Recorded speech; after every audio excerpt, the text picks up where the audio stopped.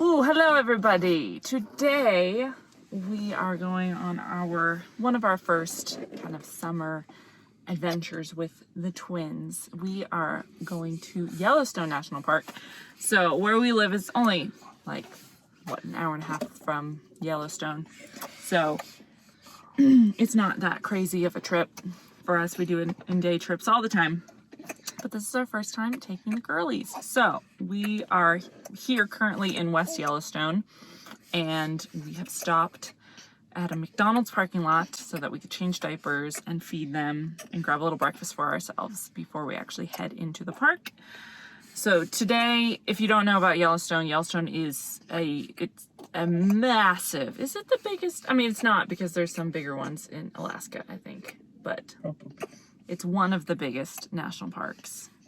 And so when you visit Yellowstone, pretty much you're guaranteed to drive a lot, depending on where you're trying to get in the park. So we're gonna have a whole lot of driving, but we have a couple places that we are gonna stop and walk around.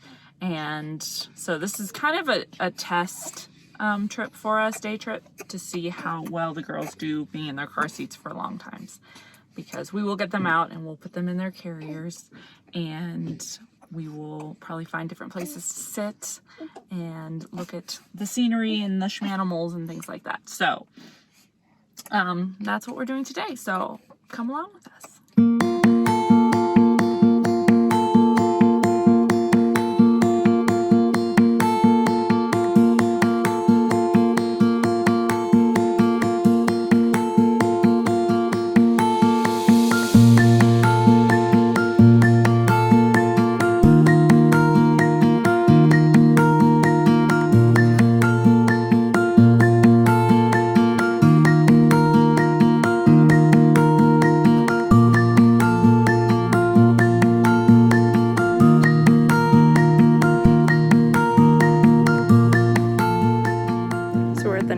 Geyser Basin, which is the largest geyser basin in the whole park. We are currently at the Porcelain Geyser Basin, which is just one of the many, I almost said bison, geysers. I haven't been to this part of the park. Brandon has. So let me show you. Rather than looking at my mug, you can see the cool stuff.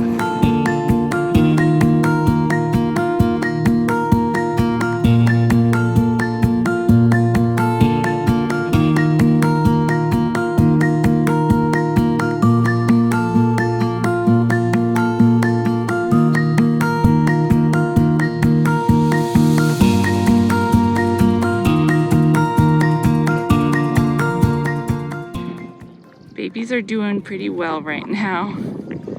Yeah, hi Annie. So this geyser basin is many things. It is the most acidic, it's the most dynamic, it's the oldest, and it's super beautiful. So it's definitely worth, hottest, many things. So it's definitely worth a visit.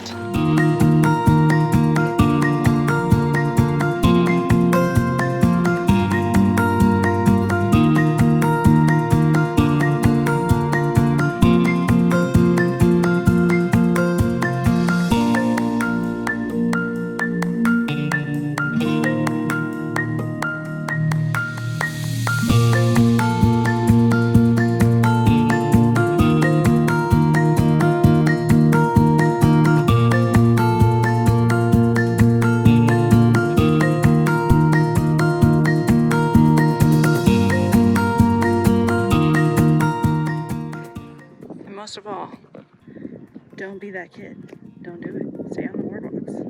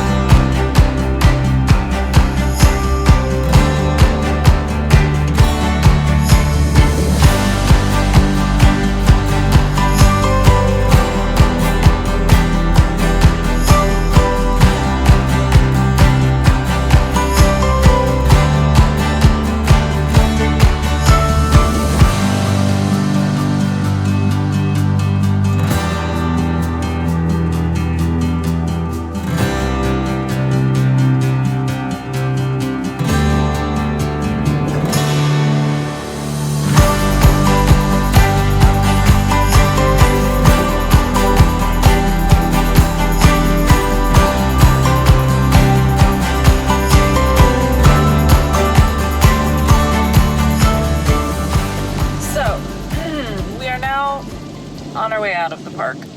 So we made kind of a cardinal mistake, which we shouldn't make these mistakes because we go to national parks all the time. But we didn't bring any snacks and we didn't bring any food, and so we were just planning to bite the bullet and eat in the parks, which is great but usually expensive. And we could not find a single place open for a while. There's an area called Mammoth that has like a good like dining room kind of area, but they were closed and we couldn't find anything. So we ended up at the Roosevelt Lodge, which is on the north side, which we really love this side of the park. If you come to Yellowstone, definitely try and get to the north side. It's so gorgeous. Oh my goodness. But anyway, we got to the Roosevelt. They had lunch being served. It was like 3 p.m. by the time we got there. It was great food. They had a nice vegetarian option for me. The babies were so popular because most people don't bring 4-month-old babies to national parks.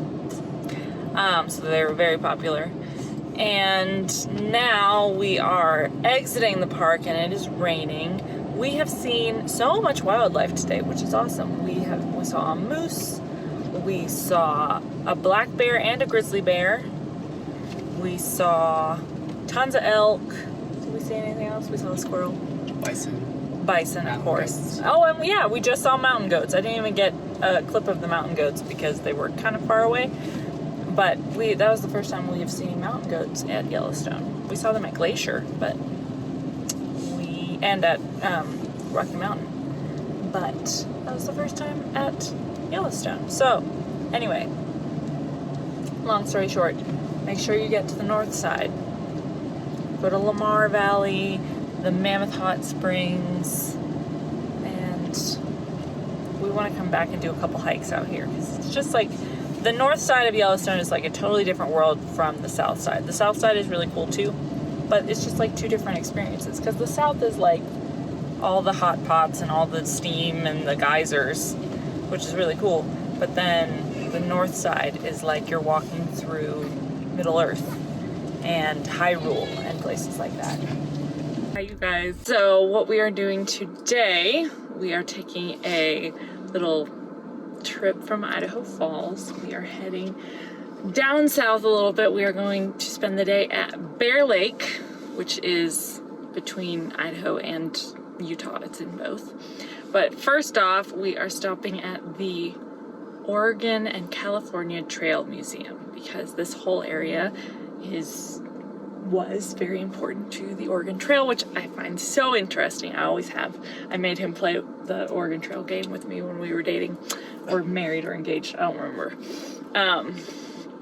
So I'm really excited. We're gonna go check out this museum first.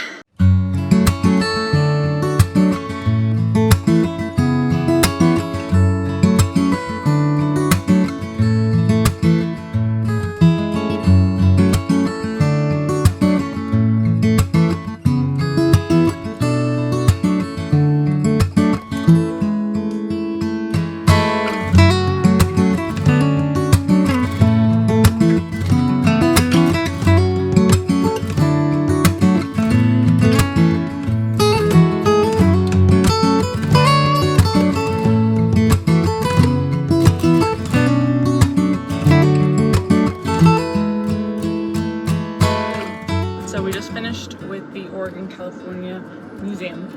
I forgot to even mention that this is in Montpelier. Is that how you say it? Montpelier, Idaho. I thought it was a really well done museum. It was cute. It was cute, yeah. Cute is a good word. There were like a couple areas that you could go in for free, but then the main part was this like living museum kind of a thing where they had reenactors, and that was $10 a person. And that was really well done. I was impressed with like the quality of everything, and they were very knowledgeable, and I learned tons.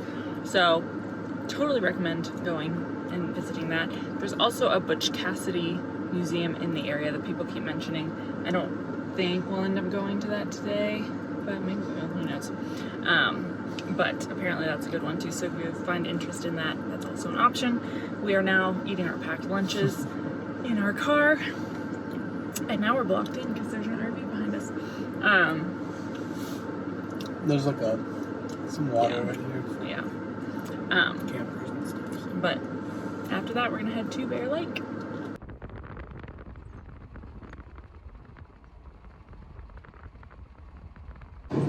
So if you are looking to be at Bear Lake on the Idaho side, the North Beach is kind of the most popular beach. That's where everybody wants to go. But this year, 2023, they have started doing a reservation system. So you have to reserve a parking spot before, at least the day before, and you can just Google, I think it's through the Idaho State Recreation website. I think it's $10. So that's only if you want to be at the North Beach. We did not do such a thing. So we are attempting to get a spot at the East Beach. The lake is enormous, so hopefully we'll be able to find somewhere to go. But that's just something to keep in mind.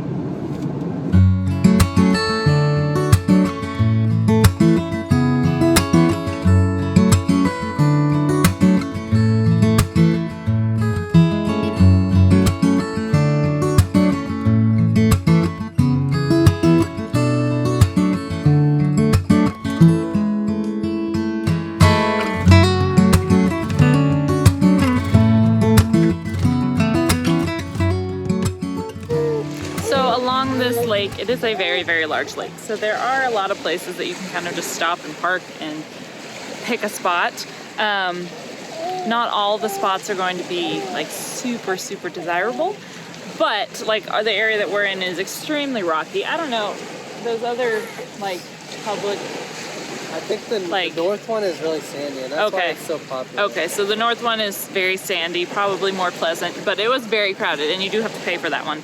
But that's something to keep in mind. Whereas ours, the place that we're at, is very rocky. But it's fine if you have water shoes, or if you're gonna get in a kayak or a stand-up paddleboard or something like that, it's not a big deal. And this area also is not super crowded, which is nice. I should also say that they don't have like cabanas or picnic benches or anything like that. Like, you need to bring all of your own stuff. So we brought camping chairs, we brought an umbrella, towels, a blanket to sit on, all that kind of stuff. So you have to bring all of your own stuff. Okay, so real quick, I have to talk to you guys about this brand of water shoes that we are using. They're by a brand called Watlows. And full discretion, the company did send them to me to test out, but I thought they were very relevant to my channel because we do a lot of outdoor activities, and water shoes are hand in hand with that. So here are mine. Brandon also has a pair that I'll show as well. They come in a whole bunch of different colors and styles. I'll show some pictures so that you can see the variety. But what I really like, a couple things. First off, their sizing is across the board really inclusive. So if there's a style that might be traditionally men, they also give female sizes, which I really appreciate, and vice versa. I went with some really colorful ones because that's what I like, but they have a whole bunch of neutral colors as well if that's more your style. So far, we're really enjoying them. The beach that we're on today is really rocky. So I don't even think you could possibly have an enjoyable time here unless you were wearing water shoes. They fit really true to size, they fit really snug. Yes, these are water shoes, but you can use them for a plethora of different activities, from hiking, running, walking, fishing, whatever you're doing in the outdoors, these would be appropriate, and they go from land to sea really seamlessly. Dry really fast. Brandon has used them fishing as well, so he'll talk about that in a moment. But they work at the beach, they work at the lake, they work fishing, they work hiking, going in waterfalls, whatever you are doing. Yeah, so we've had these for a few months now, and we've gotten some good use out of them. We did a little hike, I don't know, a month ago, and I didn't even bring any other shoes. I just wore these and hiked out, and then I also did some fishing, and it was just nice because I didn't have to pack extra shoes to bring out there. I just wore these, hiked up, got in the creek and fished for a little bit, and then hiked on back. Worn water shoes before that a lot of rocks will get like stuck inside while you're using them, and that didn't happen with these. They worked really well. So far I'm really enjoying them, and I will link them in the description bar below if you are interested in checking them out. them out. Very affordable prices as well, which is a bonus.